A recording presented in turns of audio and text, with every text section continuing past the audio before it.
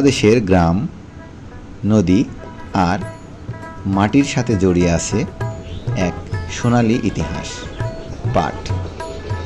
এই সোনালী আঁশকে ঘিরেই গড়ে উঠেছে অসংখ্য কৃষকের জীবিকা, আবার দেশের অর্থনীতির গুরুত্বপূর্ণ একটি অংশ।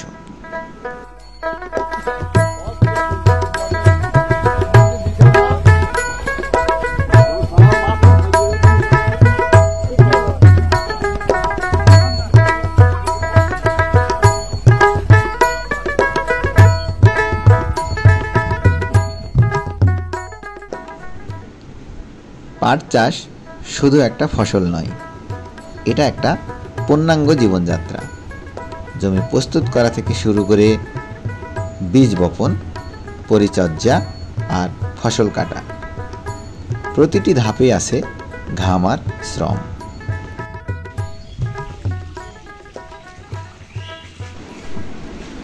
আমি এই মুহূর্তে দাঁড়িয়ে আছি রাজশাহী জেলার পুঠিয়া উপজেলার সাতবাড়িয়া স্কুলের পাশে খালের পাড়ে। এখানেই কয়েকজন কৃষক অতি যত্ন সহকারে পাটের আঁশ ছড়ানোর কাজ করছে।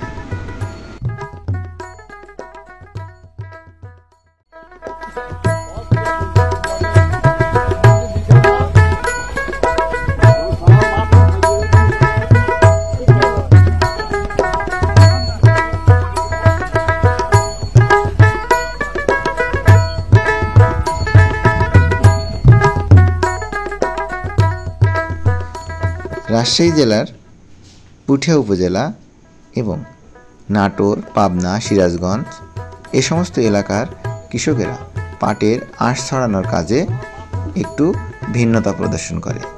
তারা পাটের আঁশ ছড়ানোর কাজে পাটকাঠিকে ভেঙে ফেলে না, বরং একটি একটি করে পাটকাঠি হতে পাটের আঁশটাকে আলাদা করে থাকে।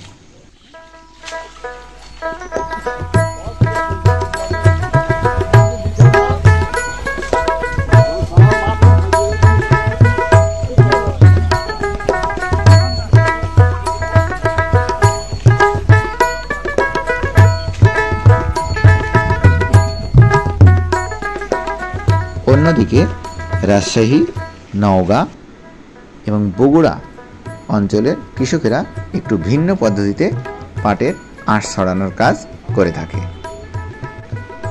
প্রথমে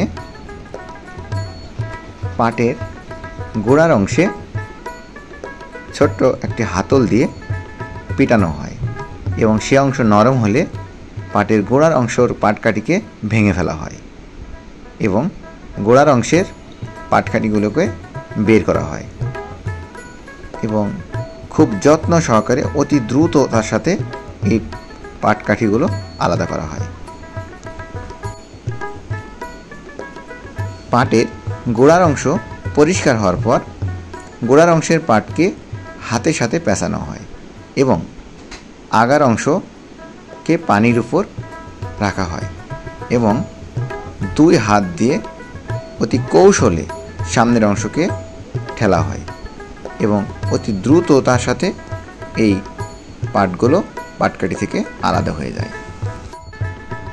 এই পদ্ধতি উত্তরাঞ্চলের মানুষের কাছে বেশ জনপ্রিয় এবং এই পদ্ধতিতে অতি দ্রুত পাট ধোয়ার কাজ করা যায়, অর্থাৎ পাট হতে পাটকাঠিকে আলাদা করা যায় বা আঁশ ছড়ানো যায়। এরপরে আগার অংশের পাটকাঠিকে উপরে রাখা হয় এবং সম্পূর্ণ পাটের অংশটাকে পরিষ্কার করা হয় এবং যত্ন সহকারে এটাকে ভাঁজ করা হয়।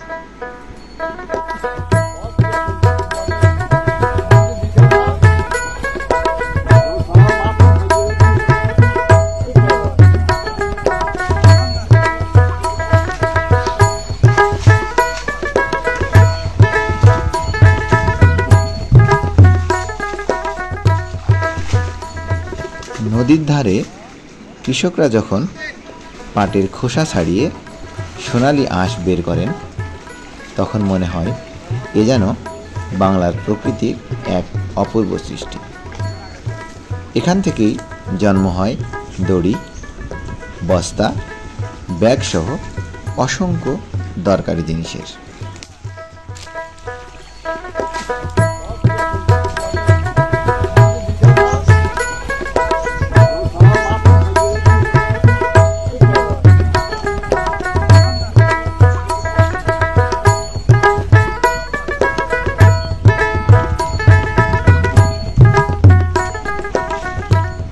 বাংলাদেশের পাট চাষির ঘামে জন্ম নেয় সোনালী আঁশ।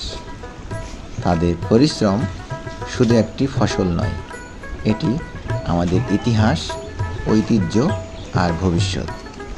এই সোনালী আঁশের গল্প ছড়িয়ে পড়ুক সারা বিশ্বে। পরবর্তী ভিডিও দেখার আমন্ত্রণ জানিয়ে আজকে এখানেই বিদায় নিচ্ছি। ধন্যবাদ সবাইকে।